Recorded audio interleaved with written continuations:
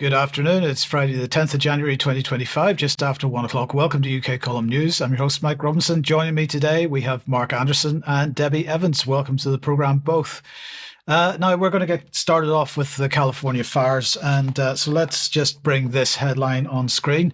This is from The Hollywood Reporter: How the LA wildfires are becoming a conspiracy theorist haven and a political weapon. The fires are causing massive physical devastation. The social media response to them could be destroying democracy. We'll talk more about that later, I'm quite sure. But of course, the fires are becoming a conspiracy theorist haven. Let's have a look at a typical set of conspiracy theorists here. This is the BBC. Climate whiplash linked to raging LA fires. And of course, the narrative that is running through all the mainstream media coverage on this is that this is all the result of anthropogenic climate change. So we're going to see much more of this kind of devastation, fires in the United States, floods in the United Kingdom. We're going to see much, much more of it. And it's all to do with climate change. Now, this particular BBC article talking about this climate whiplash is citing this scientific paper, Hydroclimate Volatility on a Warming Earth. So there's an immediate presumption that the Earth is warming in this paper. But anyway, let's just have a look at a little bit of the text from the abstract here. It says hydroclimate volatility refers to sudden, large and or frequent transitions between very dry and very wet conditions. In this review, we examine how hydroclimate volatility is anticipated to evolve with anthropogenic warming. Using a metric of hydroclimate whiplash based on the standardized precipitation evapotranspiration index, global averaged subseasonal 3-month and interannual 12-month whiplash have increased by 31 to 66% and 8 to 31% respectively since the mid-20th century. And of course, if we're looking at these kinds of timescales, we're not looking at climate at all, are we? We're looking at weather because climate change happens over a much longer time frame. And of course, correlation does not equal causation. So they're trying to imply that modern human activity has caused this. And of course, there are many, many questions around that, which make that whole position untenable and no more than a conspiracy theory. So this is what the scene looks like. It's pretty grim for the people there, I'm quite sure.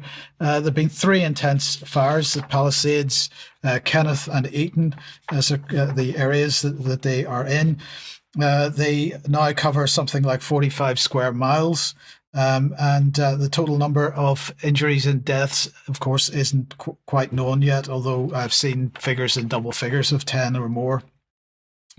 The issue here is that, of course, there's no water, and the fire service ran out of water very, very quickly. Within 7 hours of the Palisades fire taking hold, the chief executive of the Los Angeles Department of Water and Power had said that one of the 3 million-gallon tankers available, which fills the fire hydrants in the area, had run out. The next one, about the same size, also ran out later the same evening, and the final one was empty by the early hours of Wednesday morning. So we have a recognition of this from one Los Angeles council member, but in general, the narrative is climate change, climate change, climate change. So Tracy Park, she represents parts of the Palisades neighborhood. She said that the fires were the damage from the fires was caused by chronic underinvestment in the city of Los Angeles in their public infrastructure. The circumstances of the last 48 hours were 100% predictable. The other thing is, of course, that brush has been allowed to grow, which would normally have been dealt with by the otherwise naturally occurring forest fires that take place every year. But because, in fact, the fire department in California has been pretty efficient at putting these forest fires out, then the natural removal of the undergrowth and the brush has not happened. And of course, this has made this situation even worse. And so on. So I'm just going to say the question is then the unanswered question still is how these fires started in the first place. Now, if we go back to 2004, and I'm going to openly admit this is a conspiracy theory that I'm about to say to you now, but it's something that we should not sort of dismiss out of hand as being unlikely or not the case. But if we go back to 2004, Michael Crichton published this book, State of Fear, and the sort of premise of the novel, which it is a fictional novel, is that an organization called the Environmental Liberation Front, and that was modeled on a real organization called the Earth Liberation Front. But in this book, he calls it the Environmental Liberation Front, and they were attempting to create so-called natural disasters to convince the public of the dangers of global warming and of climate change. And the question then is that what has happened here? No way to know. I just throw it out as something that we might want to consider. But we have had this statement from the Los Angeles police. What we know right now is that the incident started here, and about 30 minutes later, a suspect was detained over in Woodland Hills area by citizens. So someone purposely set the Kenneth fire? At this time, that's what we believe, yes. Do you know how or why they did that? That I don't know. Is this a crime scene right now? Yes. So everything's closed off? It's being investigated as a crime. So that's one situation at least, Mark. I'd be interested to get your thoughts on this, because people that have been through this kind of situation in the past. But do you think I'm being perhaps misrepresenting situations by suggesting that these fires were deliberately set?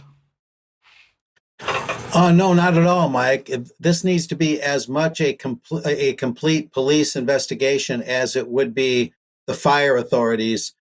For example, Orleen Kurla, who heads up the Eagle Forum for California, a conservative organization. She's president of Eagle Forum out there.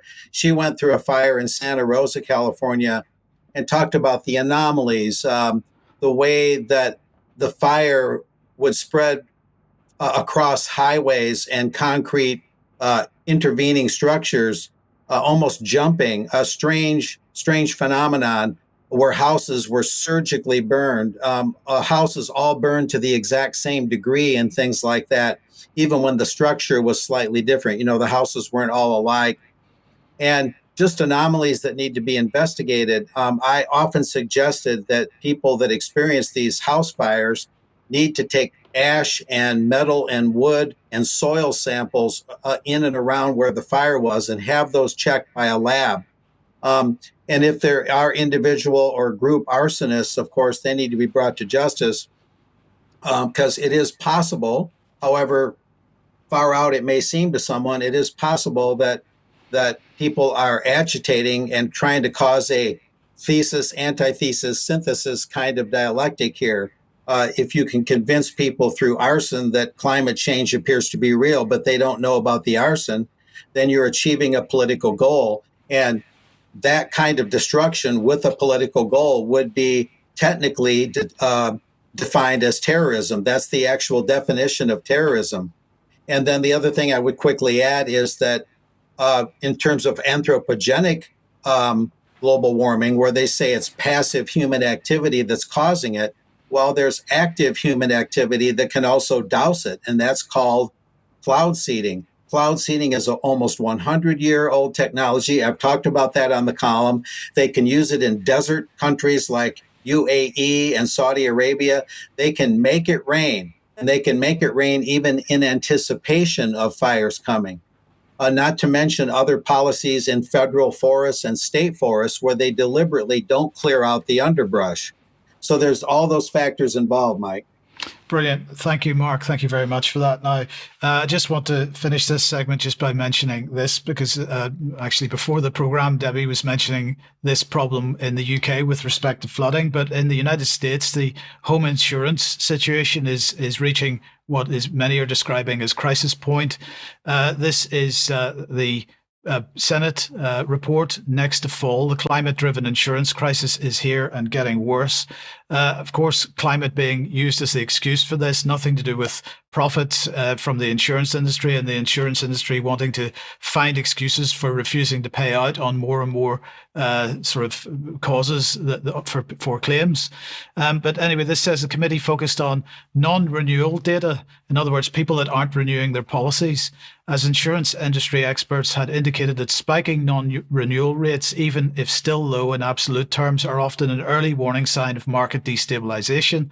Higher non-renewal rates are also correlated with higher premiums because people can't afford to renew their insurance because the companies are putting such premiums on for fire risk or flood risk or whatever it happens to be.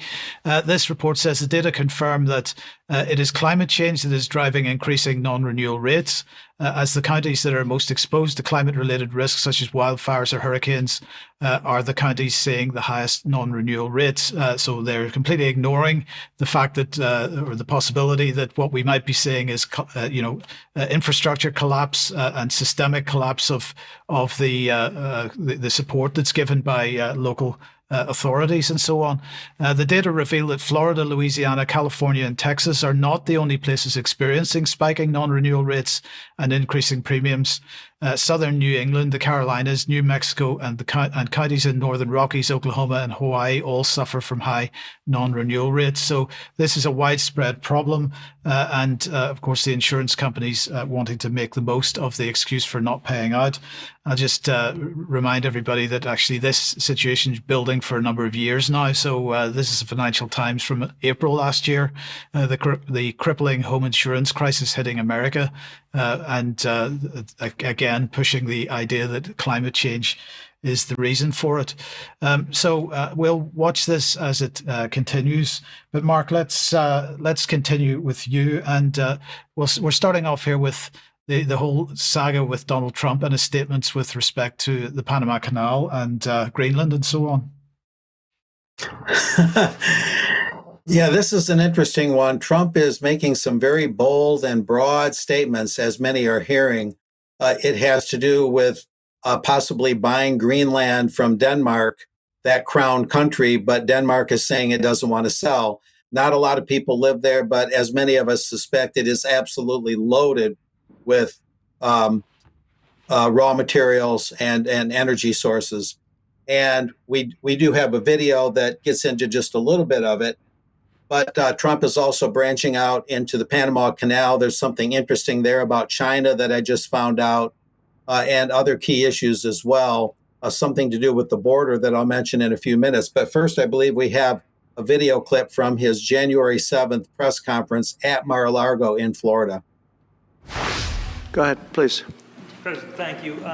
Wanted to touch on the world on fire that you mentioned, but let's start, if we could, with your references to Greenland and the Panama Canal, so forth. Can you assure the world that as you try to get control of these areas, you are not going to use military or economic coercion? No. And can you tell us a little bit about what your plan is? Are you going to negotiate a new treaty? Are you going to ask the Canadians to hold a vote? What is the strategy? Yeah, I can't assure you, you're talking about Panama and Greenland. No, I can't assure you on either of those two. But I can say this, we need them for economic security. The Panama Canal was built for our military. I'm not going to commit to that now. It might be that you'll have to do something. Look, the Panama Canal is vital to our country. It's being operated by China. And we gave the Panama Canal to Panama. We didn't give it to China. And they've abused it. They've abused that gift. It should have never been made, by the way. Giving the Panama Canal is why Jimmy Carter lost the election, in my opinion, more so maybe than the hostages. The hostages were a big deal. But if you remember, and nobody wants to talk about the Panama Canal now because, it's inappropriate, I guess, but because it's a bad part of the Carter legacy. But he was a good man. Look, he was a good man. I knew him a little bit, and he was a very fine person, but that was a big mistake. Giving the Panama Canal to Panama was a very big mistake. We lost 38,000 people. It cost us the equivalent of $1 trillion, maybe more than that. Probably the most expensive, they say it was the most expensive structure, if we call it a structure, which I guess you can, ever built. And giving that away was a horrible thing. And I believe that's why Jimmy Carter lost the election, even more so than the hostages. Those two things. Yeah, it's interesting, Mike. One of the things that I just found out, I was reading up on this a little bit more, and China is talking about putting another canal through that same isthmus, through that same connecting land between North and South America. So exactly what China's designs are there is not altogether clear, but that's interesting. Of course, this comes in the wake of Jimmy Carter's passing at the National Cathedral. There was a very solemn funeral there. He was, in many ways, one of the more honest presidents in recent times, but it's uncomfortable for people to remember that he was somewhat under the control of Zbigniew Brzezinski and David Rockefeller when, in 1973, they created the Trilateral Commission, and they began courting Carter when he was governor of Georgia around that time. And they did help groom him to some extent, although I think Carter maintained some of his autonomy, but they did to some extent help groom Carter for the presidency. And I believe that trilateral outfit and other associated interests, and there's evidence to believe that they prodded him to give the Panama Canal away to Panama, and the idea of China running it was probably already in the works. So that's an interesting little segue there. The part about Trump saying that the U.S. would literally absorb Canada would definitely be the most unlikely of the things being talked about. I mean, Great Britain, I would assume, would be involved in that. I mean, Canada being a crown dependency, that I don't see that happening. I think that there's definitely some bravado going on there. In terms of the Greenland, again, lots of natural resources there. Yes, there are indeed. But sorry, I just wanted to ask you because I mean, he was unequivocal that he was not going to make any guarantees that there was not going to be economic pressure, almost economic warfare used in order to get control of these, and that's quite a strong position to be taking. It is, especially when he isn't sworn in as president yet. He's president elect. And, he's talked about getting things done even before he's sworn in. I just don't see how that's legal. That's very strange in that sense. The thing is that the Carnegie Endowment for International Peace wrote an article that just came out that, and I'm not making this up, I literally said to myself, is Trump trying to revive or reawaken the Monroe Doctrine, where the U.S. would establish a more hegemonic Western Hemisphere, but it'd be more nationalistic in character, and it would supposedly cut down on meddling and interventionism and shenanigans in the U.S. part of the world, named after James Monroe, the president. And sure enough, I found the Carnegie Endowment article, and they said the same thing I was thinking, that he appears to be reviving the Monroe Doctrine. Others, such as Brian McLean on the Boiler Room at alternatecurrentradio.com. I was just talking to him, and he was wondering if this might be a way to segue into a North American Union, not unlike the European Union, to make Canada and the U.S. and Mexico more alike economically, bring Greenland into the fold, and then therefore this would be a more globalist thing rather than a more nationalistic thing like the Monroe Doctrine. So there's a fork in the road that seems to be appearing. Sorry, Mark, is that not the trilateral model?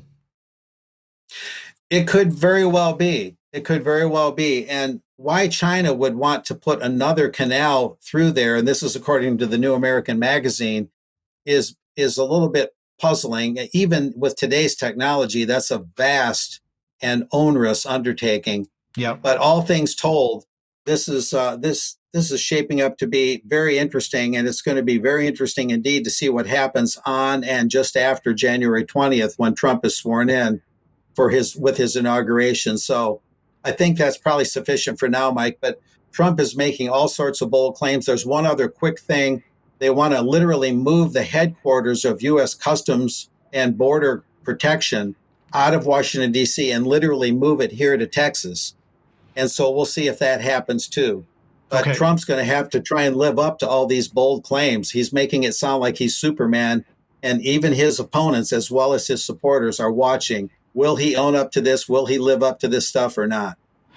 Okay, thanks, Mark. Now, in the meantime, of course, Elon Musk has been making all kinds of noises about making himself persona non grata in many parts of the world outside the United States. But he has the job of dealing with government waste, apparently. But Rand Paul's been talking about this as well. Oh, yes. Rand Paul, I had heard of the Festivus report. I wasn't sure he was still doing it. And all of a sudden, he comes out with the 10th one. This slide here, Dr. Paul, he's, of course, Ron Paul's son, releases the 2024 Festivus report on government waste. And the waste, just for the record, is in dollars, $1,008,313,329,626.12. Don't forget those 12 cents. And there it is. That's the cover of it right there. And moving on from there, I just have some highlights. This marks the 10th edition, so there's something of a milestone here. The National Endowment for the Arts funded ice skating drag queens. Good use for money there. Department of the Interior, invested in the construction of a brand new $12 million Las Vegas pickleball complex, what everybody wants to have. Department of State's expenditures include $4.8 million on Ukrainian influencers, $2.1 million for Paraguayan border security, never mind U.S., and $3 million for girl-centered climate action in Brazil. Another good use of tax dollars, of course. And the sickening and shocking part of the Festivus report, though, begins around page 30, spinning kittens for science and motion sickness. The National Institutes of Health spent $1.5 million and some change on what the study describes as waste and cruelty. The report describes it in an experiment that can only be described as medieval. Some of these kittens have holes drilled in their skulls, allowing the researchers to lock their heads into place during spinning and shocking. But these cats are, as the report says, zombified before the real torment begins. Through decerebration, the researchers sever or completely remove part of the kitten's brains while they're still alive. And this leaves the kittens alive but devoid of any cognitive function, so they don't resist to what's being done to them. And cats were tortured even more, as the report goes on to say. But what's the scientific goal here? According to the NIH, the purpose of these experiments is to study how different species, such as cats and monkeys, respond to motion sickness.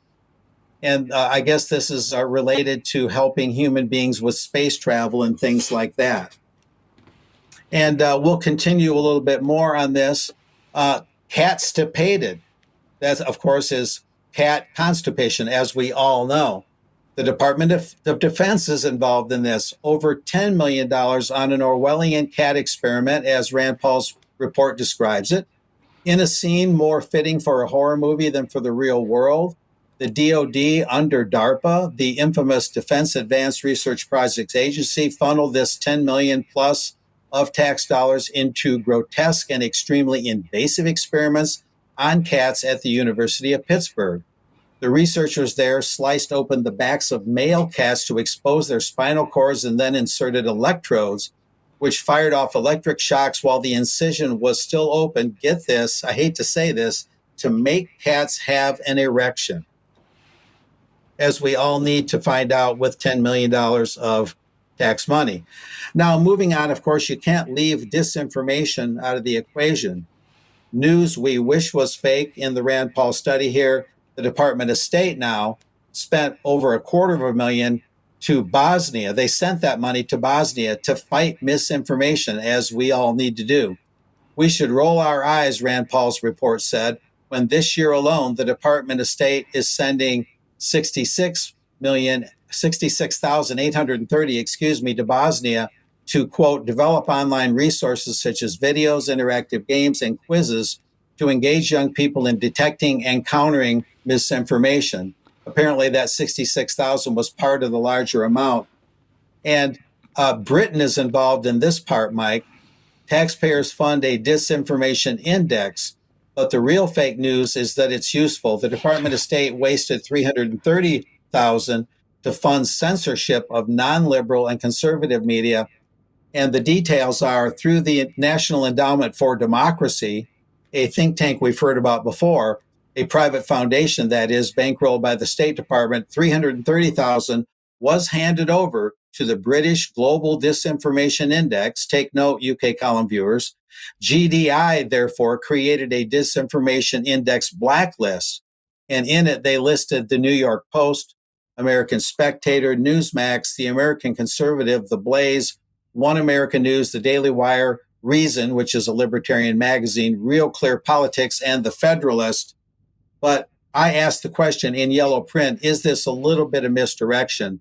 Because actually, as we know, the New York Post, maybe to a lesser extent, but American Spectator, which is neoconservative, Newsmax, American Conservative, and many of these are really part of the mainstream media, the media cartel, and they're being portrayed here as dissident media or alternative media of a very distinct kind, and really they're not.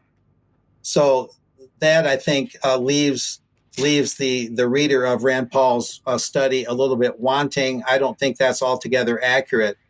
But that's the sum and substance of it so far, Mike. There's more, of course, that I could say about it. It does say in passing that the U.S. national debt, the interest alone, is reaching the 1 trillion mark every year. And therefore, they're that much more concerned about not just the amount of money being wasted, but more importantly, what is being spent on. Yeah. But that's the key elements of this report for today, Mike. Thank you, Mark. Very interesting. We'll see whether Elon Musk decides to read that before he gets started. Debi, let's welcome you to the program and say Happy New Year. Now, you had a sad time over the last couple of weeks with the flu yourself, so let's talk about the flu. Yes, Happy New Year, everyone. It's really great to be back, and I hope you've missed us because I've certainly missed you. And yeah, so much going on the health front. I don't know where to start. So let's just go back to 2020 when flu flew away. Do you remember this? Warning, Professor Sir Christopher Whitty coming right up. COVID-19, especially the new variant, is spreading quickly across the country. This puts many people at risk of serious disease and is placing a lot of pressure on our NHS. Once more, we must all stay home. If it is essential to go out, remember, wash your hands, cover your face indoors, and keep your distance from others. Vaccines give clear hope for the future, but for now, we must all stay home, protect the NHS, save lives.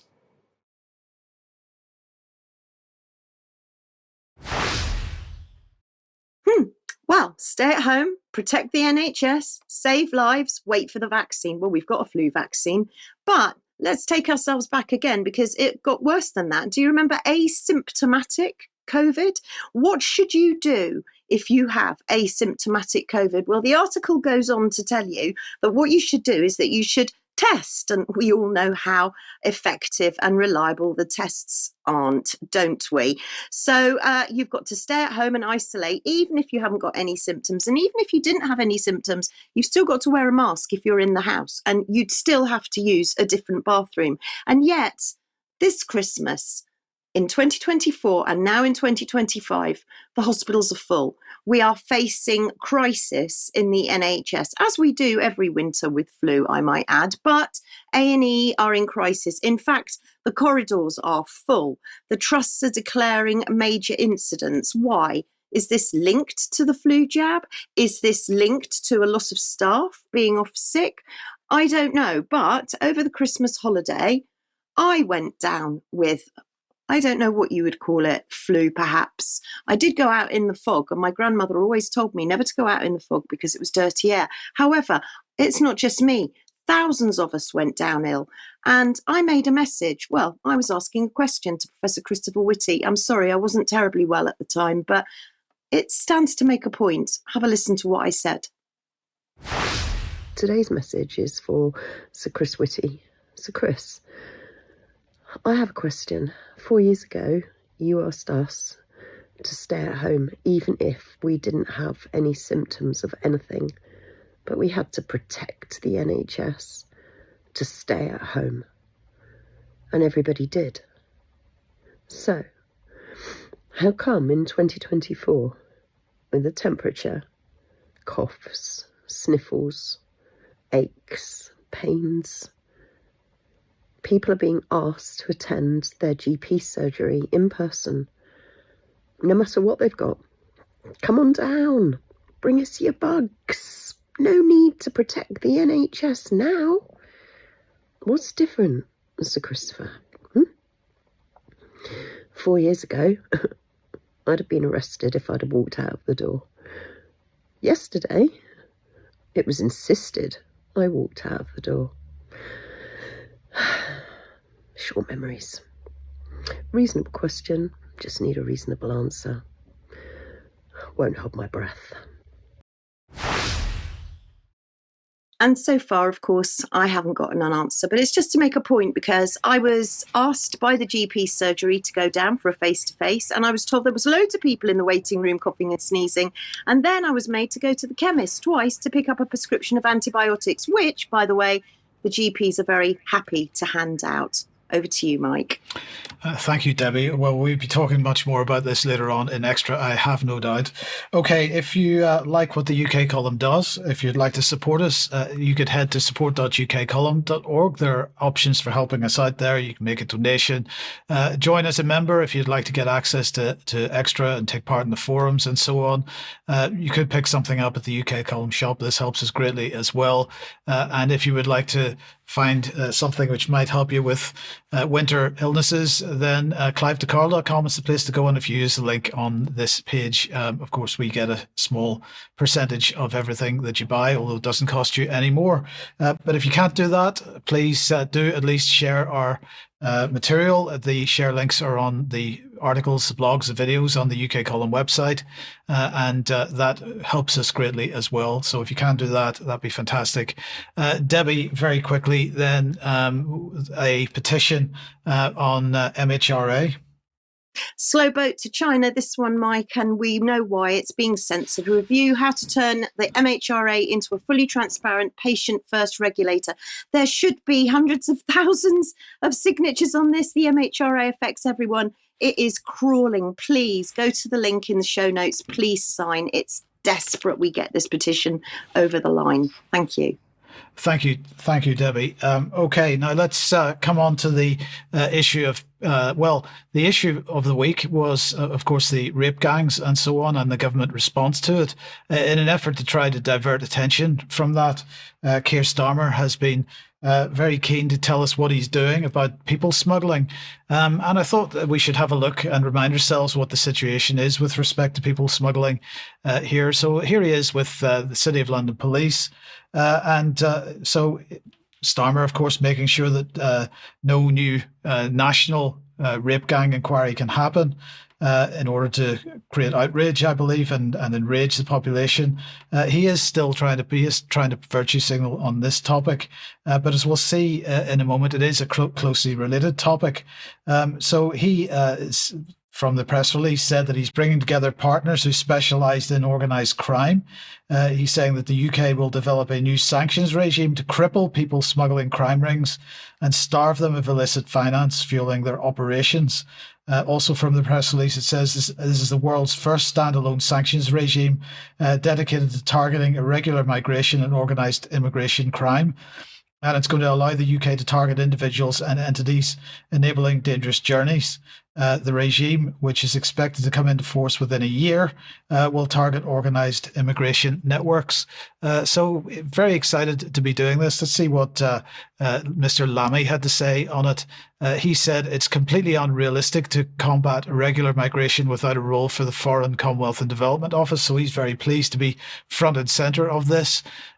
He said, I'm proud to announce that the UK is set to be the first country in the world to develop legislation for a new sanctions regime specifically targeting irregular migration and organised immigration crime. Well, I just thought we should remind ourselves what the situation is with respect to this and the way and how people are ending up in modern slavery as a result of this people smuggling or these types of people smuggling operations. So the source of this information is the International Labour Organization, who seem to be the only people that carry statistics on this kind of thing. And they're basically saying that globally, the profit that is made from modern slavery and people smuggling is £185 billion. That's the profit, not the turnover. And of course, as you can see on the right-hand side of this graph, and you look at the relative amount of money that's being spent on tackling this problem, basically it doesn't appear on the graph because there's so little money. The money that the government is spending on this should be viewed as the cost of doing business. This is something which is absolutely supported, as far as I can see, by governments around the world, because otherwise they would be putting significantly more resource into tackling it. Now, why is this related to the rape gangs and so on? Because if we look at the amount of money that's being made through sexual exploitation, through people smuggling and people being brought into countries to deal with this. Well, these statistics are from UK Gov. They're not very recent statistics because they don't publish this information very often, but we're talking just shy of £900 million a year in profit on sexual exploitation in the UK. And just to give an idea, I'm not putting figures on this, but just to give an idea of the relative amounts of, or the relative areas that modern slavery goes into. The sort of labour domestic servitude is what most people think about when they think about modern slavery, but actually it's sexual slavery that is by far and away the most significant aspect of this. And, you know, it is absolutely disgraceful that governments are not doing more to tackle it. So organ harvesting is also on this list, by the way, as well. The source for this is the National Crime Agency. So, you know, when we have fairly cynical efforts by the likes of Andy Burnham to call for, you know, breaking with Starmer and calling for a national inquiry into the rape gang scandal, my view, it is a national inquiry. It is a national scandal that this type of abuse has been going on forever in this country. I was saying this on Wednesday. If you didn't see Wednesday's program on this, please have a look. But, you know, we've been talking about on UK Column News, the people smuggling operations, the amount of money that's being made and the relative little money being spent by governments in order to tackle it. I haven't seen how much money Starmer is intending to plow into this latest effort, but it will be just as the war on drugs or the war on terror or the war on any other thing that governments run. This is just a PR exercise as far as I can see, and they will not be successful in dealing with the problem. So let's move on from there and back to you, Debi, and the NHS app.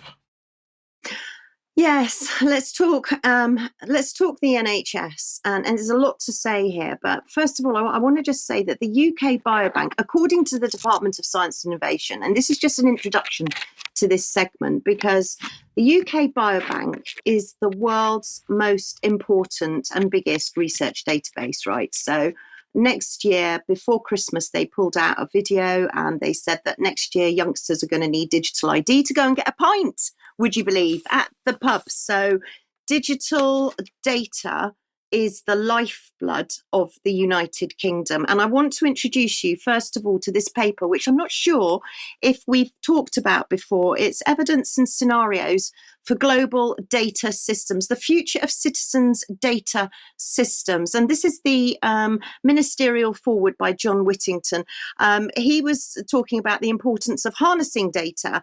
And in conjunction with that, he was talking about scientific research. And who better to go and look at for scientific research than none other than Patrick Vallance, because he wrote the preface to this. Of course, now, sorry, Lord Vallance, but he wants your data, especially your medical data. This document is 127 pages long. I am literally it's the tip of the iceberg, but I want to show you this diagram, which is what is citizens' data. And you'll see the 4 circles. They're all named and titled there. So you've got citizens, it's a bit small for me to read, but citizens observed data, citizens generated data. And in the middle, right in the middle, you've got citizens individual identity data. And look what's included there: your DNA, your date of birth, educational identification. And let's not forget, homeschooled children are going to get an identification number attached to them. We've got biometric data. Every detail of your life is citizens' data. And another part of this paper, and it's a big chapter, and this is just one page, just to show you that the agenda seems to be, or appears to be, following China. So we seem to be following the Chinese social credit systems and China national social and economic security. But that is just literally a tip of the iceberg. So how does this play into today? Well, Keir Starmer this week just announced that he's going to bring in loads of changes to end the waiting list backlogs, because of course we've got 7 million on the waiting list. But how? We know that the NHS has got price list data, and according to the Financial Times, don't forget that we've got Palantir involved in this, £330 million for a private company to develop a federated data platform. Your data, this is the future of the NHS. This is what Protect the NHS is all about. And when we go to digital, NHS digital, and look at the public attitudes, it gets a little bit worrying, actually, because according to NHS digital, the NHS was the most trusted organisation. 72% of respondents said yes, that they 83% trusted the NHS to keep their data secure. And people are happy that their data is going to the NHS. It's in a good cause, right? It's medical information. So here we go back to, let's download the app. And we've got this big push to download the app, and Sir Keir's plan, what does that involve? It involves upgrading the app. The Independent talk about it here. What does this upgrading mean? Well, if we go on into the article, it'll tell you it's going to reduce waiting times from 18 months to 18 weeks. Now, that 18 weeks is very important. You'll see why in a minute. And by the way, 18 weeks is only 4.5 months. Only, that's still 4.5 months wait. They're going to move the NHS app into the digital age. They're going to put patients in the driving seat. And as the article goes on, again, they're going to order tests. You're going to order your own tests now. What a waste of money that might be, because you don't know what tests to order. Let's face it. You're going to manage your appointments. You're going to book your tests. You're going to check your results. Well, I don't know how you're going to understand perhaps what the results mean, but you're going to be able to see your results. You're going to have remote consultations.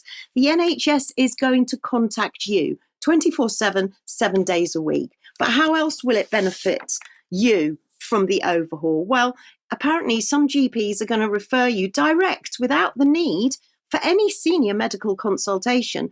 They'll just refer you where? To a community diagnostic centre, of course, which is going to be on your high street, open 12 hours a day, 7 days a week. Doesn't that reassure you?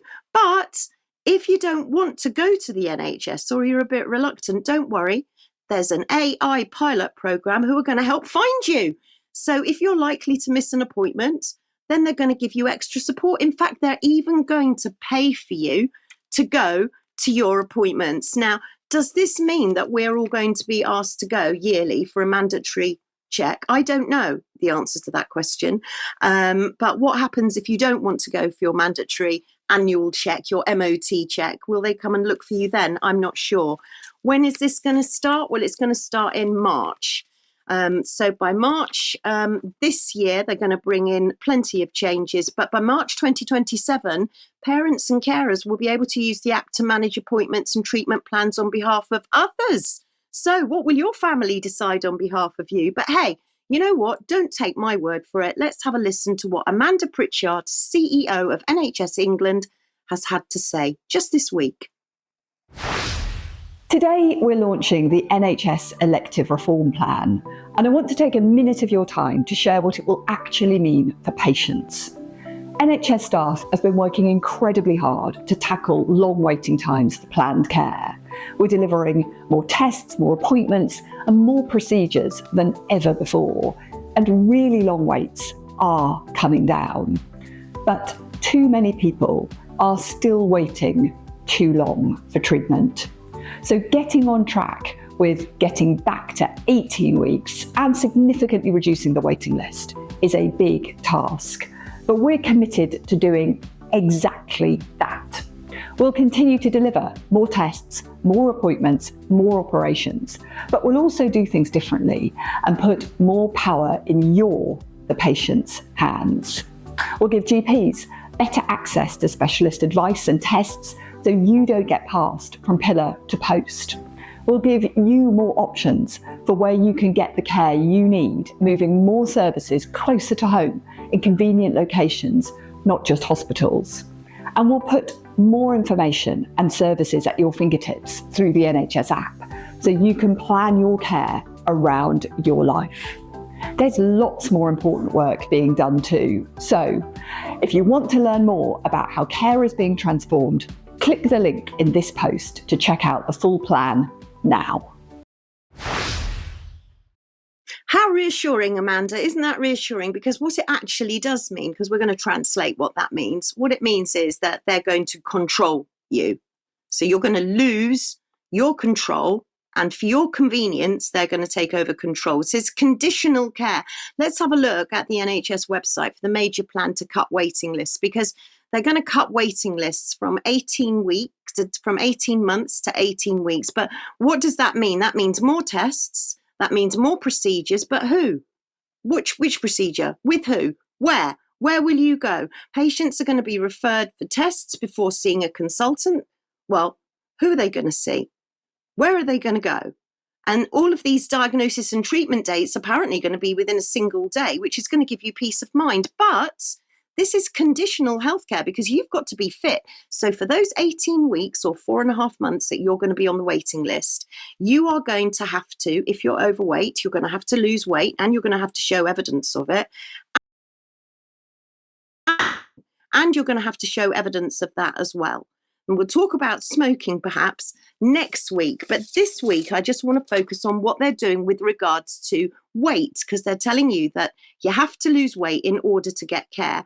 Well, the BBC report that there are proposals to give weight loss jabs to unemployed people to get them back to work. However, the BBC also reports in another article that doctors are alarmed at the weight loss drug abuse and the serious adverse reactions, like with drugs like with Wegovy. You've probably heard about Wegovy.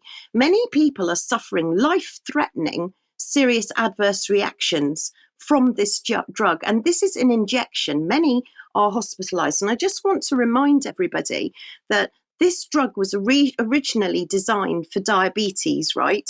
But it is being overused and it's not available on the NHS. And as Sky News report here, obesity rates may start to fall this year due to the weight loss jabs. However, what I want to say about this is that whilst demand is outstripping supply, pharmacists are opening up walk-in fridges in order to keep up with stock. This drug is not available on the NHS. It's £70 a week to keep going on it, and it's an injection. Anybody with thyroid cancer in their family should be extremely alarmed because this drug and these weight loss jabs have been linked to tumours. So on that note, I will be saying, what will you do if you're told to lose weight prior to surgery? Will you calorie count? Will you eat healthily? Will you exercise more? Or will you be tempted to take a weight loss jab? So what is the reforming elective care for patients?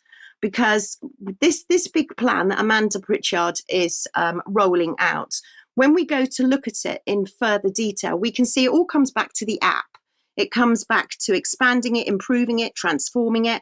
How long before you need to use your biometric data to access the app, to access an ambulance, to access emergency care, to access an old people's home, a care home, to access your mum, to access, well, pretty much anything, school. But on top of that, of course, for GPs, if we go to our GP, they were being incentivized for giving out the vaccines, remember? Now we're going to get GPs are going to be paid £20 every time they make a phone call. That's right. Pulse are reporting it here. GPs will be paid £20 per A&G request. What's an A&G request, you ask yourself? Well, A&G stands for advice and guidance. So the GPs are going to be paid £20 to ring or Zoom your specialist to see if you deserve a referral. Do you need a referral?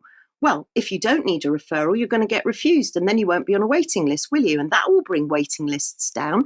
But how will we know who has been refused, because according to the article in Pulse, this has actually been happening. So Professor Camilla Hawthorne has said here, GPs have reported issues with using advice and guidance services, that they can shift care into general practice without appropriate resource, and they can be used to reject necessary referrals. Now, I just want to put this into context, because if you've got a GP surgery with 4 partners who are referring 5 patients a day, that's £400 a day, and that's £8,000 a week, a month, £8,000 a month that GPs can earn from just picking up the phone to ask if you should deserve a referral. And maybe you've got existing medical conditions, maybe you're elderly, maybe you're more vulnerable. How do you know if you're going to get that treatment? So in summary, here are the reforms to bring down waiting lists.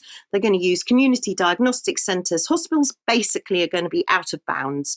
Test all the way.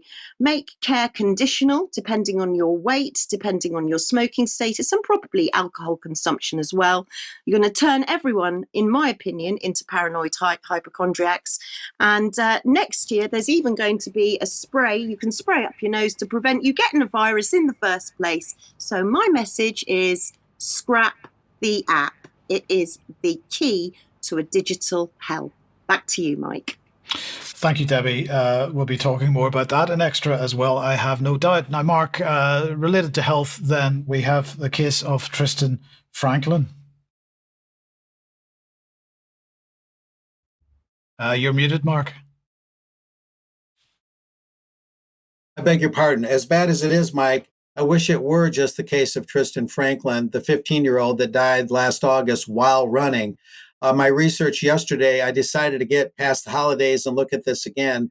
I found out that at least 2 more cross-country runners in the prime of their life died while running. Tristan, 15 years old, another 16-year-old, and then another who's 18 years old. Anyway, in this one, the accidental death, that's the ruling now, of Tristan Franklin. I've been waiting for the coroner's report. Reportedly from bradycardia, a condition where the heart beats too slowly, usually less than 60 beats per minute while at rest.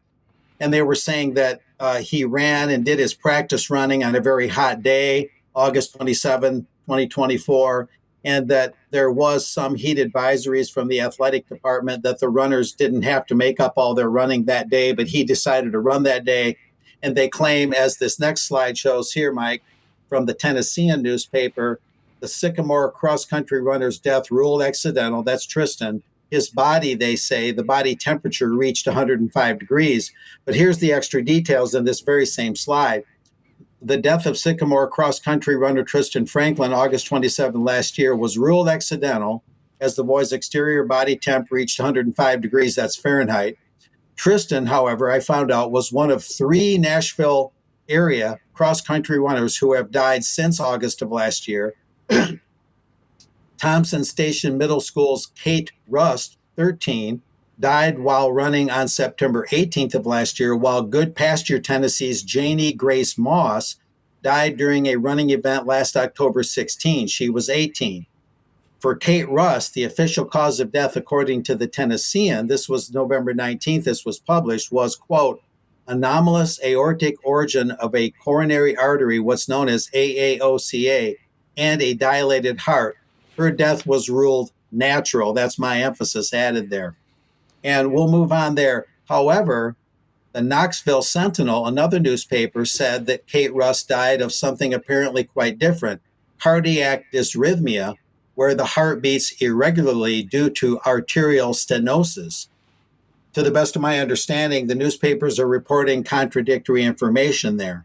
Maybe it's just sloppiness, maybe it's something worse. Anyway, the Tennessean then on Janie Grace Moss situation, this is a 24 of October article from last year. They said that Moss died 3 days after collapsing during a recreational run at Moss Wright Park, about 16 miles north of Nashville.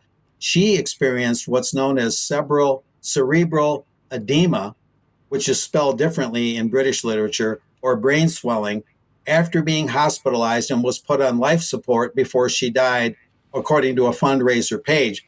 But the part I put at the top of this slide, Mike, is from, let's go back to that, is from a National Institutes of Health study in the U.S. It does use the British spelling for edema, severe hyponatremia with cerebral edema after the Pfizer BNT162b2 mRNA vaccination against COVID-19.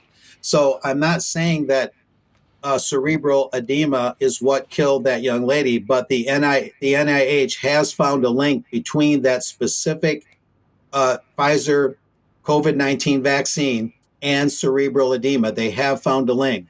Correlation doesn't always mean causation, like you said earlier, Mike, but this is a very curious situation. And I continued looking into this all-important story. This could be a very bellwether set of events in Tennessee, where if these three kids, I'll stress the word if they were found to be the victims of the COVID vaccines, this could spell a very heavy chapter, a very damaging chapter of publicity for the vaccine industry, particularly Pfizer, it appears. Now, I got curious yesterday and I kept trying to figure out what was going on. And I found this from the Nashville, Tennessee Banner newspaper. Right as the school year was warming up last year, a new batch of COVID vaccines arrived in Middle Tennessee, where Nashville is. Again, causation and correlation can be two different things, but sometimes they align. So this is something else I'm looking into, Mike, and what I'm seeing as an ongoing investigation. A new batch of vaccines arrived as the school year began. We had these 3 deaths. And what's happening in Tennessee right now is concerns about the COVID-19 vaccine possibly being a culprit here, Mike, are beginning to roll off the tongues of physicians, to be spoken about by parents. You can sense the reluctance. You can sense the different form of vaccine hesitancy here, if you will. Nobody really quite wants to face it. Nobody really quite wants to say it, but they're beginning to talk about it. And there's some other miscellaneous matters. These 3 runners, according to medical authorities, do not fit the national trend for sudden deaths of athletes. Usually sudden deaths of athletes while on the field happen to football and basketball players. That's U.S. football. Most fatal deaths of cross-country runners involve the runners being hit by cars, not anything medical. And it's also notable that there was only one sport-related high school cross-country death in all of the U.S. in the 2023-2024 school year on a national basis. That's, of course, not counting these 3 deaths. And there's many other things going on.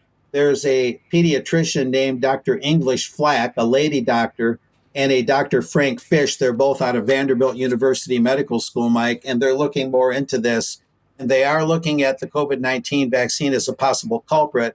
And another troubling thing is I just learned this morning that there's possibly been a 4th young victim, cross-country runner, who died while running. So the unusual statistical matters that are involved here, the emotional turmoil, the concern is reaching a fever pitch, Mike. And so I'll just continue to look into this and see what happens. But so far, it's very intriguing and very troubling. Thank you, Mark. Thank you. Debi, let's finish with you. Well, let's finish with the MHRA, shall we? Because Professor Anthony Hahn, his name's Hahn, but everybody's now told me to call him Harnden, has arrived as CEO of the MHRA. We'll show you him in a minute. But just before I do, I just want to show you who he is. So he was author to this paper from Cochrane Library, Death Audits and Reviews for Reducing Maternal, Perinatal and Child Mortality. That's reassuring, isn't it? Especially as we know what Cheryl Granger is currently looking into with regards to pregnancy and the COVID vaccines. And let's not forget Professor Anthony Harnden. He's a GP, by the way, and he suffers with long COVID. Just saying. But also this paper from the NIH, moving forward on strengthening and sustaining the National Immunisation Technical Advisory Group. So he's really very pro immunisation. And if we go on and look at another little example of who he is, we'll see, oh yes, he's also on the council at the General Medical Council. There we have him, Professor Anthony Harnden. And not just that.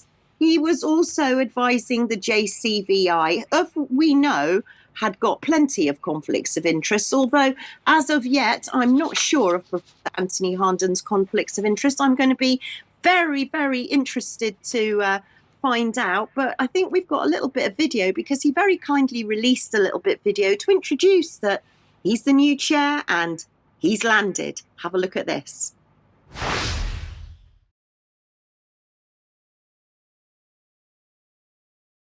Hi, I'm Professor Anthony Harnden, and I'm really pleased to introduce myself as the new chair of the MHRA.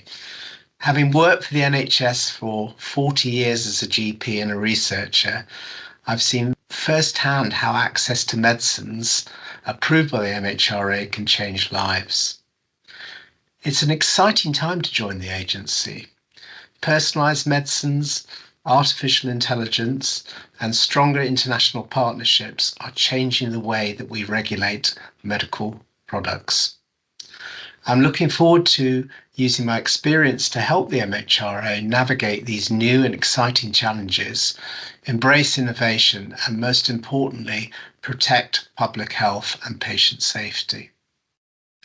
A big priority for me during my first 100 days will be talking and listening to the people who make up the agency.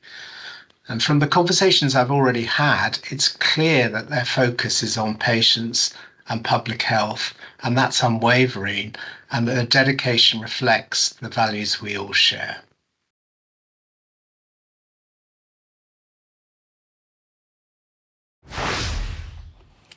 Protecting public health before public safety. I'll say no more. Indeed. Okay. Thank you, Debbie. Thank you very much. Thank you, Mark, as well. And thanks for everybody that's watched today. We are out of time.